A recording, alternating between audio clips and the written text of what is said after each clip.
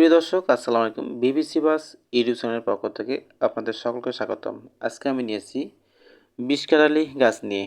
এটি গ্রাম অঞ্চলে যত্রতত্রই দেখা যায়।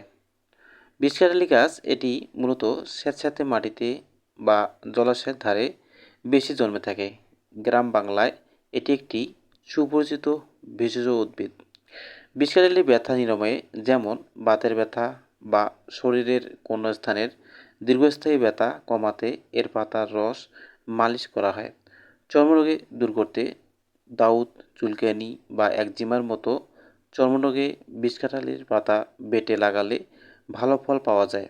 ক্ষত ও পোকা কামড়ালে, কোনো বিষাক্ত পোকা কামড়ালে বা ক্ষতস্থান পচন রোধ করতে এ পাতার রস অ্যান্টিসেপটিক হিসেবে ব্যবহার করা হয়। কৃমিনাশক হিসেবেও এ পাতা ব্যবহার করা হয়। পেটের কৃমি দূর করতে অনেক সময় চিকিৎসকের পরামর্শে এর নির্দিষ্ট মাত্রার রস ব্যবহার করা হয়। মাছ ধরার কাজে বিষকাঁঠালি গাছ।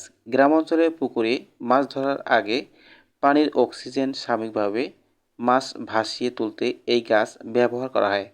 ব্যবহার পদ্ধতি: পাতার রস বা পাতা বাটা সরাসরি আক্রান্ত স্থানে দেওয়া হয়। এ পাতা হালকা গরম করে ব্যথাযুক্ত জায়গায় সেঁক দিলে আরাম পাওয়া যায়। সতর্কতা: এটি অধিক পরিমাণে ঝাল। এটি সরাসরি মুখে দিলে জিহ্বা বা মুখ জ্বলতে পারে। বিষকাঁঠালি অতিরিক্ত সেবনে চামড়ায় ফুসকুড়ি দেখা দিতে পারে। এই গাছ ব্যবহারে অবশ্যই একজন অভিজ্ঞ কবিরাজের পরামর্শ নেওয়া উচিত। তো বন্ধুগণ, এরকম নতুন নতুন তথ্যমূলক ভিডিও পেতে বিবিসি বাস চ্যানেলটি সাবস্ক্রাইব করে রাখতে পারেন। তো বন্ধুগণ, ভালো থাকবেন, সুস্থ থাকবেন।